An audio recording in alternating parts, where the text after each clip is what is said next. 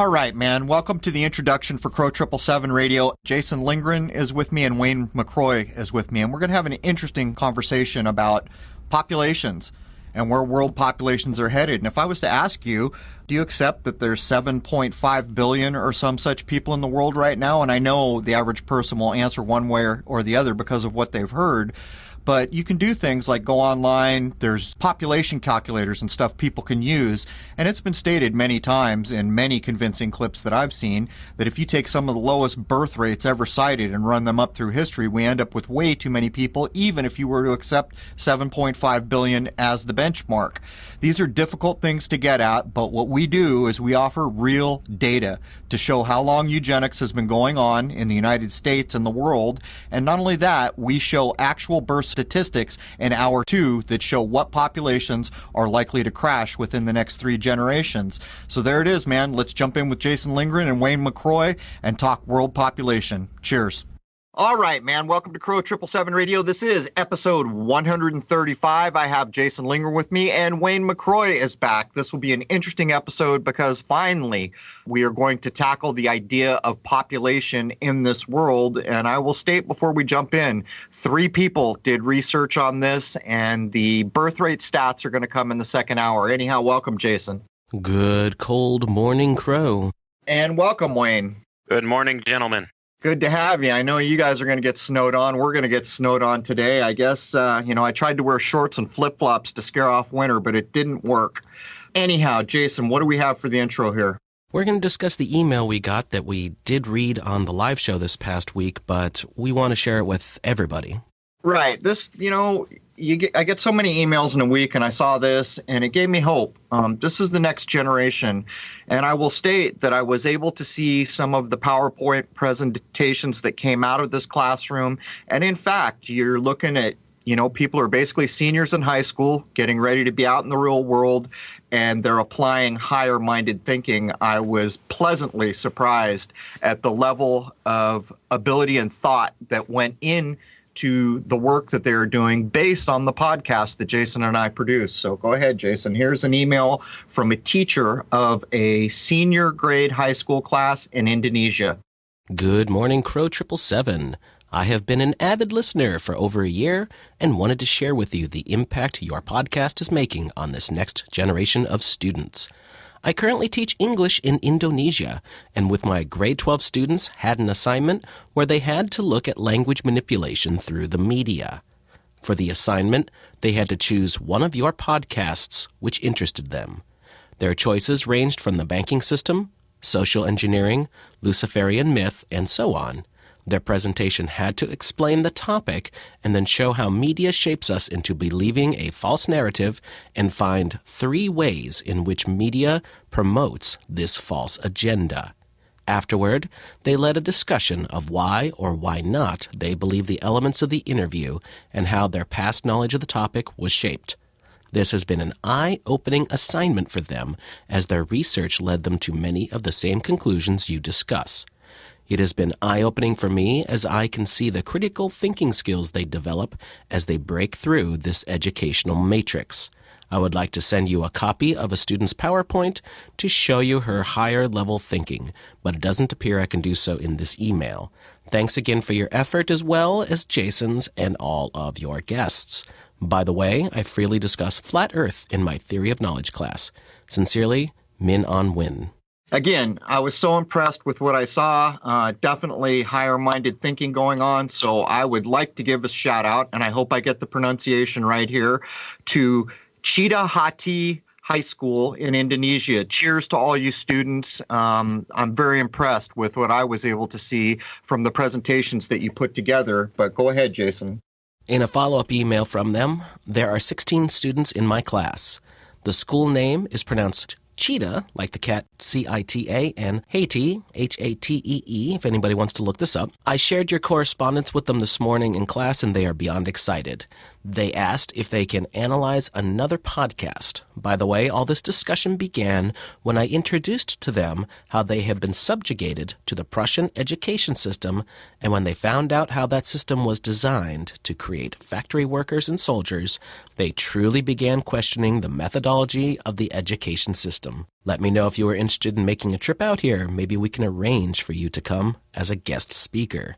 I wish I could. Looks like a beautiful place. I did look up the high school online, very close to the ocean, all the things that I love. But unfortunately, I've got responsibilities here I can't walk from. So, Min, I want to thank you again. And to all your students, cheers, man. You guys are doing a heck of a good job. All right. So I don't think any of us did any shows this past week. I think we're ready to get into this with Wayne. So, Wayne, we're going to start off with Thomas Robert Malthus, Fellow of the Royal Society, an English cleric, scholar, and economist, and he wrote in his 1798 book an essay on the principle of population. In the book, Malthus correlates that abundance of resources results in increased population growth rather than maintaining a high standard of living. He theorized that the increase in population would lead to an increase in poverty, famine, and disease, and would set the precedent for later generations to adopt policies of population reduction. This is where the term Malthusian comes from. Later policymakers would formulate plans to create artificial scarcity as an answer to the problem of abundance leading to greater population and a lower standard of living. So artificial scarcity, let me count the ways. But hey, Wayne, jump in, man. This is where you're going to shine. All right. Well, you could see clearly just from this little bit of information that we just presented that this is exactly where the whole population scare comes from. This is the origins of it. This guy is the one that laid out these principles that later on the social controllers would utilize to try to push their agendas through. And it could be demonstrated, I think, pretty clearly that the whole farce of the population being too large for the earth to handle could be demonstrated. And also, we could show just by this planning from Malthus that their answer to this problem is to create scarcity. So this whole scarcity premise is an artificial premise. And that's kind of where we go from there. So I think we should look at how Malthus proposed that they do this, how they set up this whole population agenda and scarcity agenda. Well, it's counterintuitive as well. You know, if there was truly a population problem and you're going to create scarcity, then immediately big problems are going to come to bear. But we've stated this a lot of times. And just as we get into the population myth, what I call the population myth idea here, we'll state a few things that are pretty obvious on the face of it. In the modern era, so many people have moved to cities. And so when you go to population centers, it has a real feel of, hey, there's too many people here. When I'm in San Diego, it feels like that all day long. There is a boatload of people jammed into that city.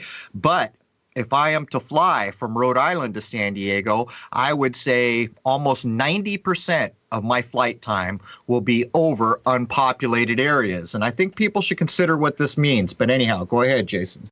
Now, correct me if I'm wrong, but in reality, hasn't it played out that, in fact, the higher the standard of living, the fewer children the couples who are having children actually have? Actually, that does sound correct to me, Jason. It would seem that way that in our modern era, the countries with the higher standard of living do tend to have less children than the other, say, third world countries.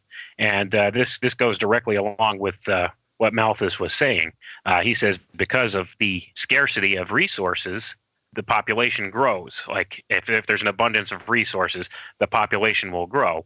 But it's growing in the third world countries, not in the places where there are actually a higher standard of living, because there's more population controls being implemented in these higher standard of living countries. This kind of goes along with what Malthus was saying, and you could kind of see the agenda behind it.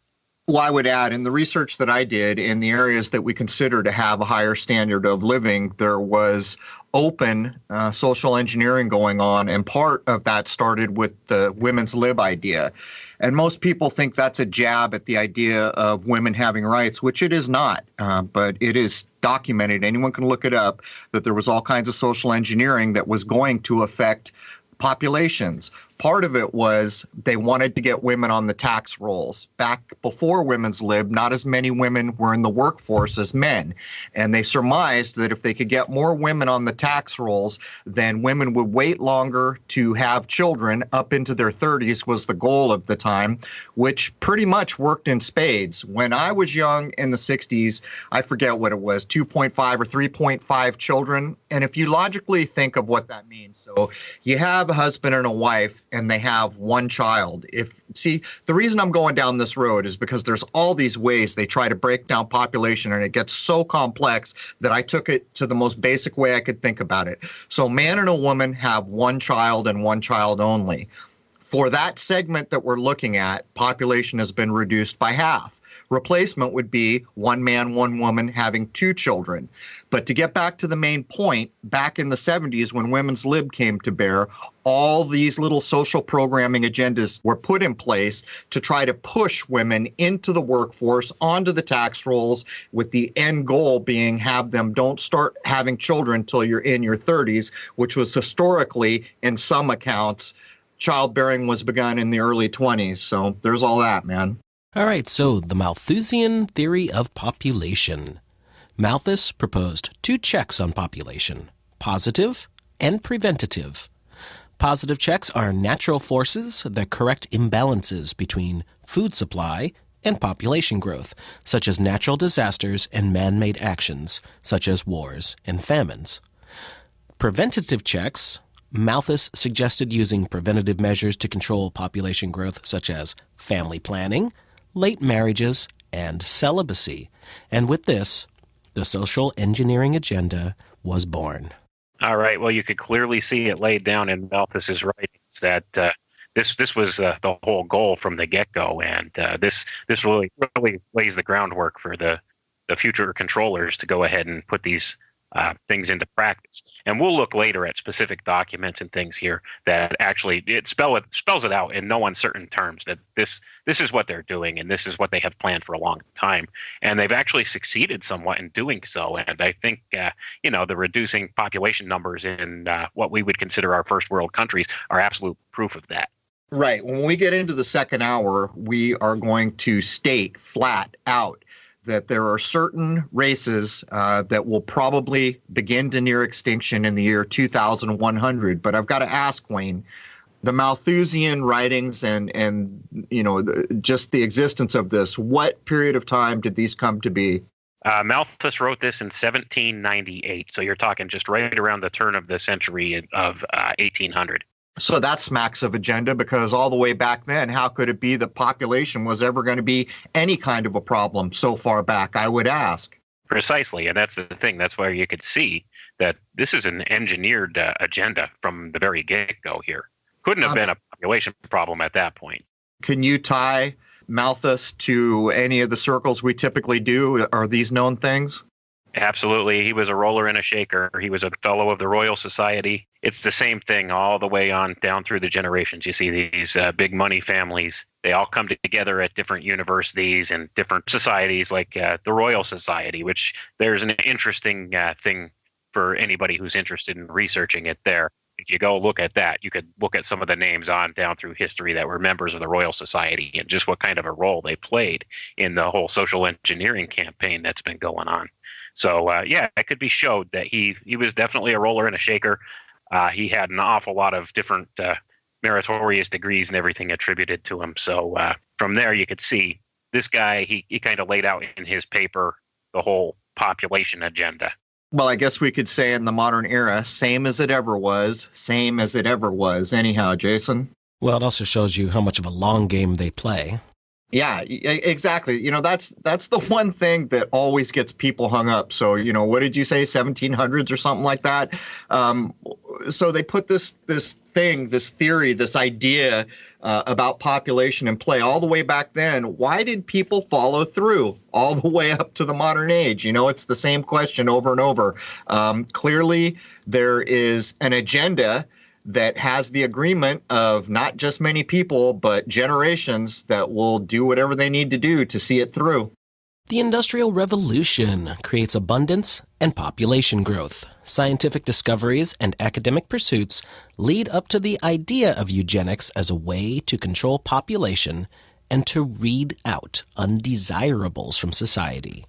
Okay, come the Industrial Revolution, you're talking, this is the time frame that starts, generally, it's regarded as starting late 1700s, right on through the 1800s and up into the modern era. So the Industrial Revolution, this is when more people went from like an agricultural society to more of a city lifestyle type of society with factories and just, all the new industries that were springing up all over the place. So people tended to more centrally locate into cities from what they used to do, mostly farming. So it's a whole shift in the way society operates. So with this happening, a lot of scientific discoveries and academic pursuits were looked at because all these people lived centrally in the cities, and they were looking at doing advances in mechanical things and just trying to make life easier for people through industry, as it were. So with that came a lot of prosperity, and with this prosperity, the growth of the population came about. But what you have to understand is this population growth happened mostly in the industrial centers and cities. So it's not really an across-the-board kind of population growth as the controllers would want you to believe. Well, there's another side effect of the Industrial Revolution that often gets overlooked. For the first time, or one of the first times in history that we're aware of, certain individuals that we now call robber barons are going to become rich to an extreme that was maybe never dreamed of outside of royal houses or world rulers, something on that level. All of a sudden, these people involved in industry were going to get wealthy on a level that could take people that probably were not from bloodlines and put them on a par with people who were. And much of that is you could integrate that story all day long with the forming of the United States. Absolutely. That's all came about like in the same relative time frame. So, you could see the social controls going into a place even way back then. When you consider a lot of these wealthy entrepreneurs back then were they were trying to kind of usurp the control of royalty.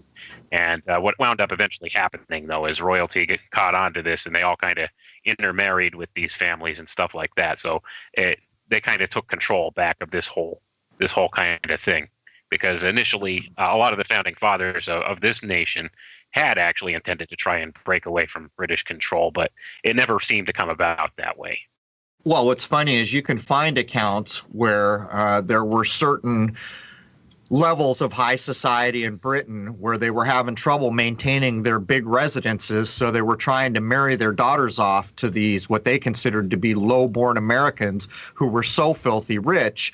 And over time, the kind of stigma of that, I guess, washed off. Point is exactly what you just said. This is where we see people who manage to get rich to a level that's obscene start to integrate with the former rulers of everything, which were mostly bloodlines.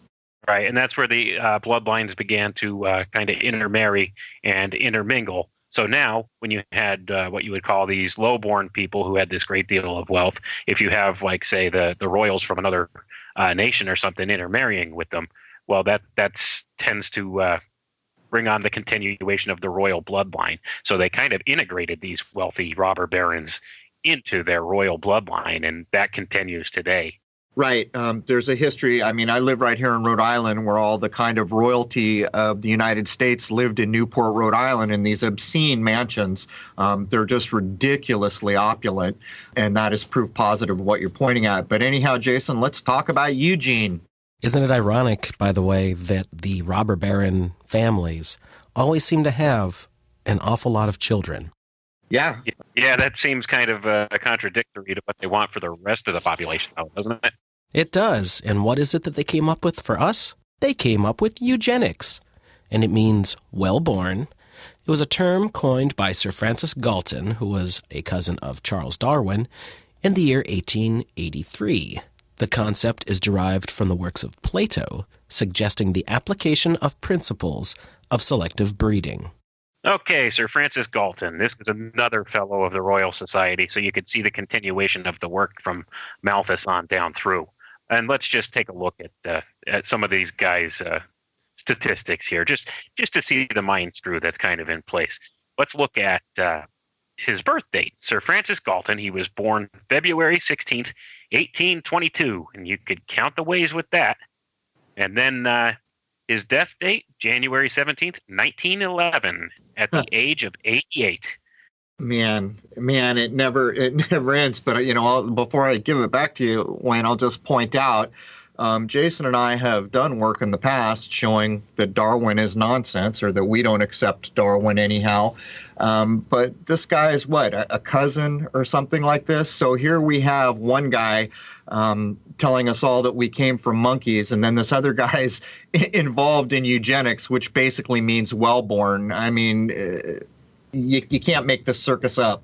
No, you sure can't. And that's the whole thing in a nutshell right there. You could clearly see how the agenda is just pushed down through these specific family lines and stuff like that, right on down through the ages. So let's talk a little bit more about Sir Francis Galton. This gentleman, he also studied what's called psychometrics and differential psychology. And this guy actually developed and devised a method for classifying fingerprints. So this guy could be actually considered the father of modern biometrics. And that should be very telling in and of itself, that the biometrics thing came directly out of this eugenics program. Wow, that is telling. In 1844, he became a Freemason of the Scientific Lodge, held at the Red Lion Inn in Cambridge. That's an interesting thing right there, too. So you could see that, once again, a lot of these same groups are heavily involved in this agenda. Once again, the Freemasonic Lodge being used as kind of a springboard for a lot of these ideas. Not to self-aggrandize here, but the next episode will be, which actually just went live this morning, is all about the sky clock, or the previous episode for people hearing this, and the Red Lion, and just the fact that he's into the scientific branch of Freemasonry is going to relate directly to that, as we have pointed out in so many episodes. Interesting crossover link, isn't it? It's amazing how all these things kind of work together, and you could definitely see the shifting of the Overton window in a lot of these things, how they keep pushing these ideas forward, just little increments at a time. And this guy was heavily involved in pushing eugenics. He's the one that kind of rolled out the whole term eugenics and started the whole movement. And he did this in his book called Inquiries into Human Faculty and Its Development in 1883. So from there, this is where eugenics got its push, and a lot more people started latching onto this idea. Well, what's astounding about this to the modern ear is the idea of eugenics is beyond the pale, but as you're pointing out here, it comes from a time when there's still pretty much an open caste system where your betters are always running thing. But we're here to tell you that these ideas never let up. They traveled all the way through time to where we stand right now. Right, and we'll demonstrate that more thoroughly later on. It might be kind of a quiet thing going on in the background at this point, but this stuff's definitely still going on. You could definitely still see the hallmarks of a eugenics agenda in place in our society today. Well, anyone who doubts it can simply go look at family statistics from maybe the 30s and 40s and 50s, at what age women began to have children and create a family, and how much that shifted after the onset of women's lib and other things in the 70s. Appeared to be one thing, but there was all these other things buried in it with so much of social agendas or social engineering. This is the way of things. You know, this whole agenda that starts coming about in the 1800s, I just kind of picture these guys sitting around a gentleman's club, as they were called, with big cigars and glasses of brandy, and just coming up with all this stuff, discussing it back and forth throughout the decades until we get to where we're at now, where so much of this stuff has been implemented, and most people have no frickin' clue whatsoever just how all this went down. Well, most people are sitting here thinking that in another 50 years, the population of this world is going to be so extreme that we will be having water wars and all these other things. And although we can't cover in hour one what we'd like to, we're going to show flat out that the majority of white races, the majority of Asian races are headed for extinction unless birth rate changes drastically. As a matter of fact, there are shows on television right now on some of the PBS channels, things like Journeys in Japan. Anyone who's paid attention to that show on television will see over and over and over. They go to a historic place in Japan, and it's stated openly, there's no children here anymore. The population has crashed. All these places are abandoned. And we're going to give the stats and a more realistic picture of what's going on here. And I think it's critical to bear in mind that there has been an underlying idea that there will be wars over water at some point on the horizon. And so when you couple it with the research that we've done here, again, this is manufactured scarcity. And I would further point out that the alchemical idea or the older natural science ideas of this place is that all the resources that have ever been here have always been here and will always be here in this closed system, changing from one thing into another. So if you logically break down how could it be that suddenly we don't have enough water, I think you begin to put together a more accurate picture here. It's that these companies are doing what they can.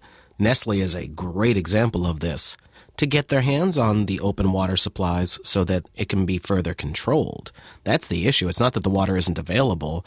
It's that they are doing what they can to make sure that it's doled out as they see fit. Hollywood has made fun plenty of times in a period show that might be taking place in the 60s or the 70s that the idea that someone could bottle and sell water is simply ridiculous because water is free to everyone. Yet look where we are now. You could actually look and see the bottled water industry is a multi-billion-dollar a year industry. That in and of itself is very telling. So when you're having like one company or something in particular controlling water supplies, it does create this artificial scarcity, and that's should be very telling. And I would also like to point out that another thing leading to this artificial scarcity of water is gross pollution from a lot of these industries, especially like a lot of these major manufacturing industries. Right. And they always put the onus on the population at large. You know, all your cars are creating all this pollution.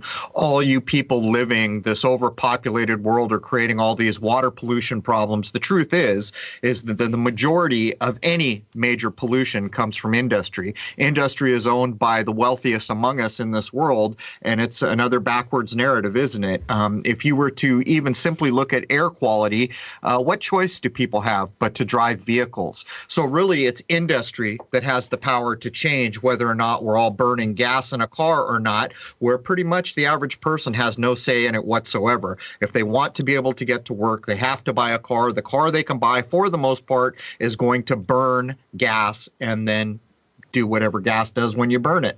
Right. And as an added side note to that, a lot of these industrial waste products, one big one being fluoride, are then purposely added to the water supply, supposedly to better your health. And that, again, shows the control over the things that are a necessity to human life. Somebody controls the water in this country, anyhow, to a degree where they can simply put any additive they want in it. I remember when they added fluoride in San Diego, they had a guy come on the morning they were going to do it, and he touted all the benefits of fluoride in your water. The guy who opposed it got, I think, about 2 minutes, and they cut him off and said, by the way, this is happening. It's happening today. There was never any meaningful input from anyone who opposed the idea that fluoride would be put in the water in San Diego, as far as I can tell. Right. And you could see something similar going on today with 5G. You have these town hall meetings and stuff all over the place where people are bringing forward information about this 5G network going in and stuff, and the town councils isn't even hearing them out. They're just pushing it through because there's a lot of money involved for it. I'm actually getting a lot of emails that show people are pushing hard against 5G. I even can point people at the forum on Crow 777 Radio for members where there have been some wins recently with 5G. But it was maybe 2 weeks ago I got an email that showed, I forget what it was, I think it was Germany from the 60s or 50s, where they had pointed flat out that millimeter waves were hazardous to life. It goes on and on and on.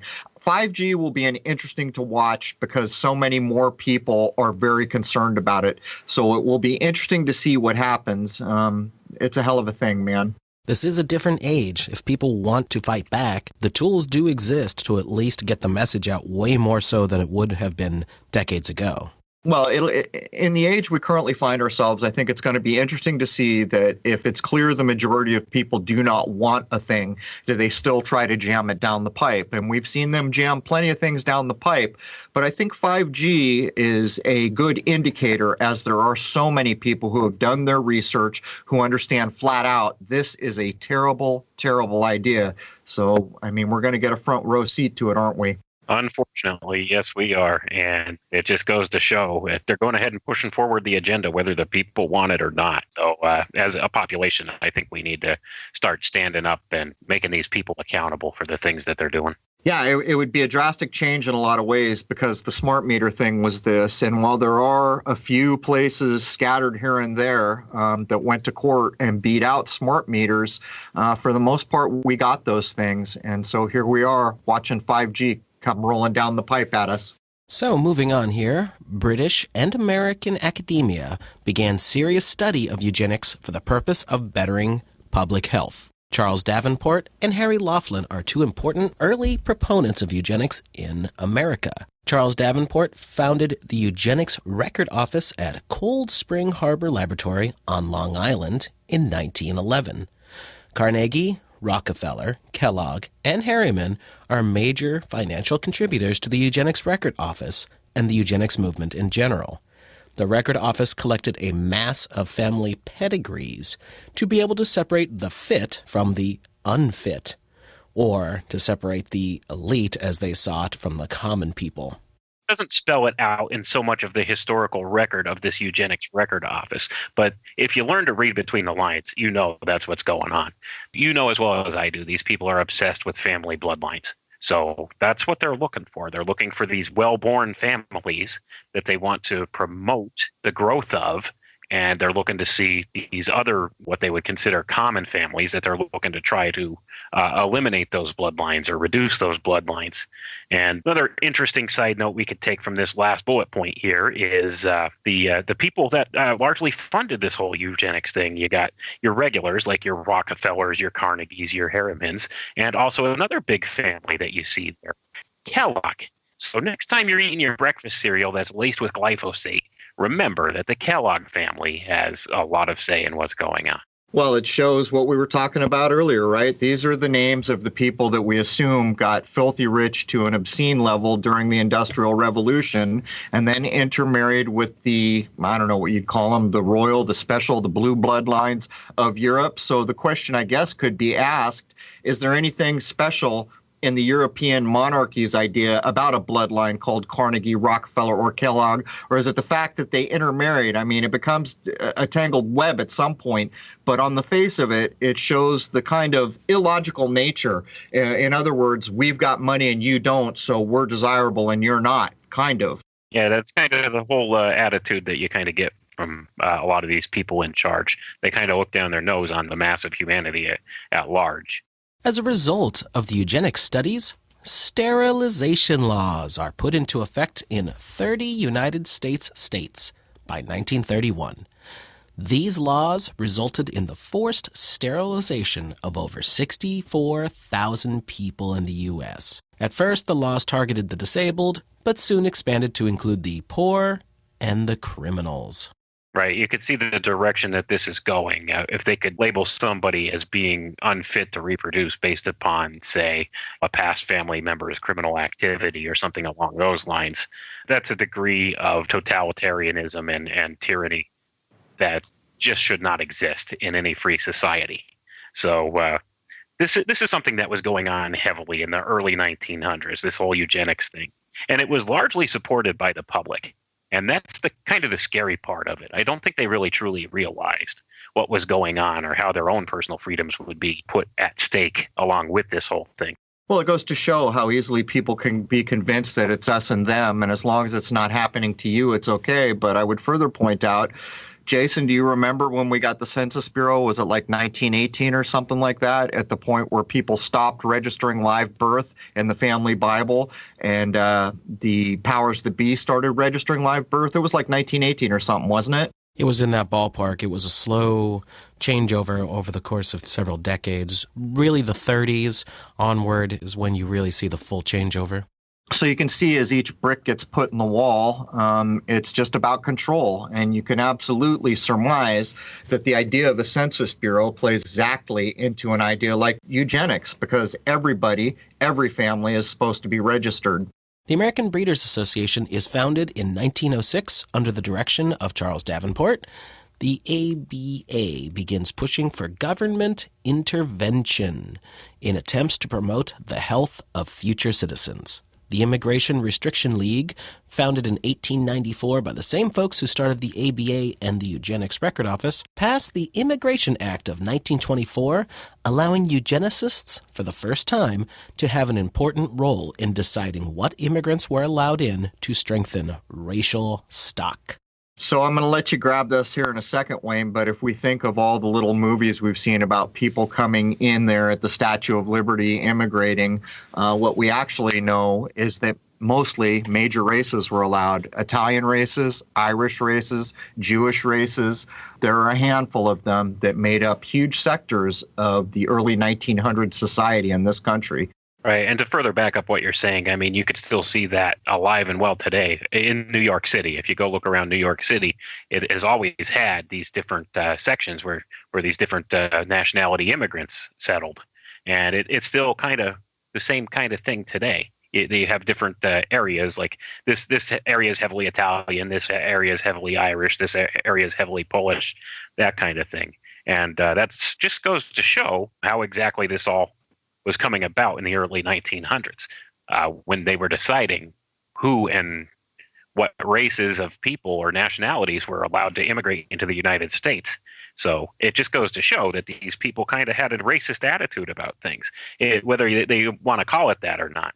Well, they did. And actually, some of the reflection we see from Hollywood, where the idea that Italians were mobsters and they did all these things, in many of the movies, you'll see the Irish population is running the police departments. I recently saw a documentary on some of the stone quarries that began in the state that I'm in, Rhode Island, and it was a similar thing. They brought in stone carvers from Europe, which are almost all Italian. The people who actually cut the slabs of stone for the Italian carvers to carve were almost wholly Irish. And these lines and these divisions happen over and over and over. Whether you're looking at history, Hollywood, or anywhere else in our country, you can see, if you draw the lines, what the approved racial stock was. Right. And I would like to add that this whole immigration thing is still an issue today. If you look at what's going on right now with this whole mass exodus of these people from parts of South America that are supposedly walking to the U.S. border,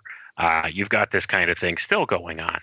So it's like the media is trying to play this up as a racial profiling thing. And you can see how it just goes round and round and round. They want to keep us divided on racial issues, any lines that they can. They want to keep us in separate little boxes so that we're easier to control. Well, maybe we'll live long enough to live in a generation that understands that if the media opens their mouth, it is for an agenda. And at the point where any significant number of people finally catch on to this truth, the idea that all this fear porn is realized into society may see a reduction. We can only hope. Let's not forget that all of this plays into the human notion of tribalism, which is probably one of the easiest things that the controllers have to play on, because it's just a normal part of being human. You know, you can almost take it back to the roots of school for everybody in the Western world, where science never really views everything as a whole. It's always parts and pieces. And then it gets very complex when science is involved. If you go back to the older ideas, everything is related and connected to everything else. And if people got back to these more helpful ways of thinking, it would be much more difficult for someone to convince you the us and them idea, where it's not happening to you, so you should be okay with it because it's happening to them. At some point, as a civilization, we should grow up to understand that if it's happening to them, in fact, it is happening to us. It's just not easy to pull the details away from it as it goes down. The big thing people don't realize is that even if you have some money, you're still not in the big club. There are very few people in the big club. For instance, do you think someone who's upper middle class got the note not to go to the Twin Towers on September 11th, 2001? I don't think anyone who was outside the circle, that tight little bitty inner circle, got warned of anything. Well, it's an interesting idea, Jason. I've often thought about this. If you imagine that the idea of the American dream, or at least the old idea of the American dream, was that if you worked hard enough and you did all this, that, and the other thing, you could become a millionaire, a multimillionaire. And I would ask the question now, was that ever really the case? To become extremely wealthy, do you have to be approved by the powers that be? I don't think there's any easy way to demonstrate that. But I think the question needs to be asked. I mean, is it possible that people become millionaires, but if you were ever going to become a billionaire, you'd have to be approved into the club? I know The Simpsons made fun of it at one point where Mr. Burns lost $1 or something, and he quit being a billionaire and became a millionaire, and they picked him up and threw him over the fence to be with those poor millionaires. I think if you're really into a business that matters and you're really racking up the dough, you probably start getting watched and eventually approached, I would think. Because how many businesses are really ever going to get to the point where they're making billions of dollars for one person or a small group of people? Well, for some reason, all the businesses that end up mattering get bought out. YouTube's a prime example, right? What was it, 2006? I'm just guessing. I think that's in the neighborhood. It was bought at the time for an astounding number. I think it was like $1.6 billion or $1.3 billion. How did anyone know? How did anyone know to buy that? And there are plenty of examples from PayPal to eBay to Amazon to any of these things. It just seems like the industries that spring up that end up mattering are either owned by people that are in like Flynn, or they're bought up by people that are in like Flynn. And again, these are very difficult things to demonstrate on a approvable level of any kind.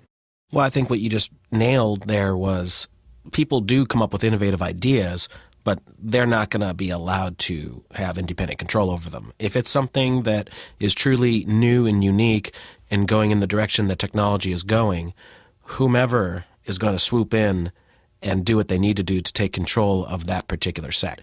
Well, I think YouTube, anyone who wants to look at the history of YouTube is a prime example. So at the time that it was bought for $1 billion, whatever it was, $1.6 billion, I'm just guessing it was over $1 billion, I'm reasonably sure. There was no profit really there. And yet one of the largest buyouts at the time was occurring because clearly someone could see what was coming down the line. I don't know how many years it took before ad revenue and all these other things came into the picture where they began to see a profit. But at the time, what it meant was you were going to be running servers for a worldwide population to upload video. And even to this day, if I want to upload video to my own server, I can't cover the cost. So you can see the kind of nature of what's gone on. And this is replicatable over so many of the big, particularly tech industries that we see in the modern era. All right, moving forward. Because class status designated some more fit than others, eugenicists treated upper and lower class women differently. Upper and middle class women were encouraged to bear more children and become more family-minded to better the race. Since poverty was associated with prostitution and mental idiocy, lower-class women were the first to be deemed unfit and promiscuous and forced to be sterilized by compulsory sterilization laws. Clearly see this whole eugenics thing began moving forward. Now, most of this took place in the early part of the 1900s, right on up until World War II. So this is what was going on. It's largely undiscussed at this point. It's kind of taken the back burner in the history books. Like they don't tend to teach people these things, but this stuff was what was going on. Wayne, do you feel like this was done openly at the time, even though we've kind of, it's been brushed under the rug at this point for the modern era? At the time, was this an openly shown thing? Yeah, this was in the early part of the 1900s an openly shown thing, and a lot of the public, actually, the more higher educated public, were on board for this kind of thing. It was a different kind of society back then. They thought that this was in the best interests of science and advancement. And they could see like how this was actually a thing. They thought this was the way to go forward. But after the atrocities of World War II, eugenics that's when it really got the bad rap that it has. Oh, good point, because then there was other programming that was going to take front and center where it made things like this, you couldn't do them in the open, right? Because they were pointing at basically a huge eugenics idea that had happened in Germany. I take umbrage all day long with the historical accounts of that, but we'll leave it lay for now. It's interesting to note that even to this day, as you guys were just getting on, The history of eugenics in America, which really spearheaded a lot of this stuff, it's pretty much never mentioned ever in any circles except for the kind of things that we're doing right now.